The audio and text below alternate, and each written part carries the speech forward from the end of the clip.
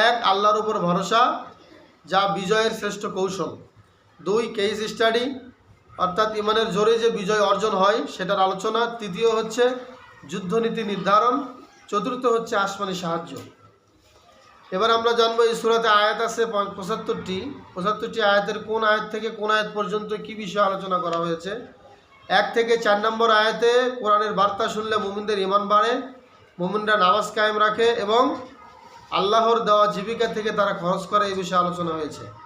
আর 5 থেকে 14 নম্বর আয়াতে আল্লাহ চেয়েছেন মুসলিমরা বদরে মুশরিকদের বিরুদ্ধে লড়াই করুক যেন সত্য প্রতিষ্ঠা পায় আর কাফিররা ধ্বংস হয়।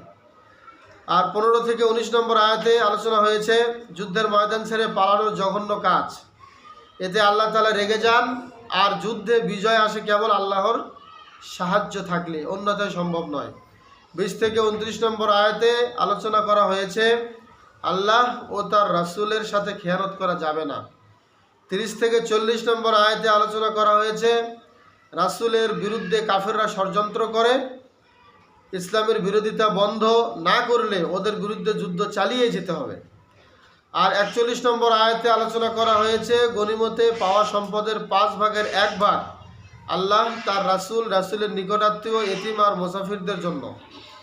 আর 42 থেকে 47 নম্বর আয়াতে আলোচনা করা হয়েছে যুদ্ধে বিজয় চাইলে কি করতে হবে। 1, আল্লাহ ও তার রাসূলের কথা মতো চলতে হবে। 2, ঝগড়া বিবাদ করা যাবে না। 3, ধৈর্য ধরতে হবে। এটা হচ্ছে যুদ্ধে বিজয়ের কৌশল এবং শর্ত। 42 থেকে 47 নম্বর আয়াতে তাও আলোকপাত করা হয়েছে। আর 48 থেকে 55 নম্বর আয়াতে কাফেরদের জান কবজের সময় ফেরেশতারা ওদের চেহারা আর শরীরের পেছনের দিকে আঘাত করে এ সম্পর্কে। আর 56 থেকে 64 নম্বর আয়াতে আলোচনা করা হয়েছে কাফেররা শান্তি চুক্তি ভেঙে ফেলার পায়তারা করলে যুদ্ধক্ষেত্রে তাকে উচিত শিক্ষা দিতে হবে।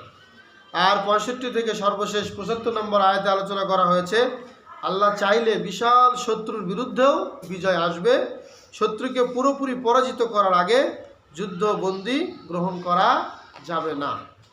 এখন আছে এই সূরা সংক্ষিপ্ত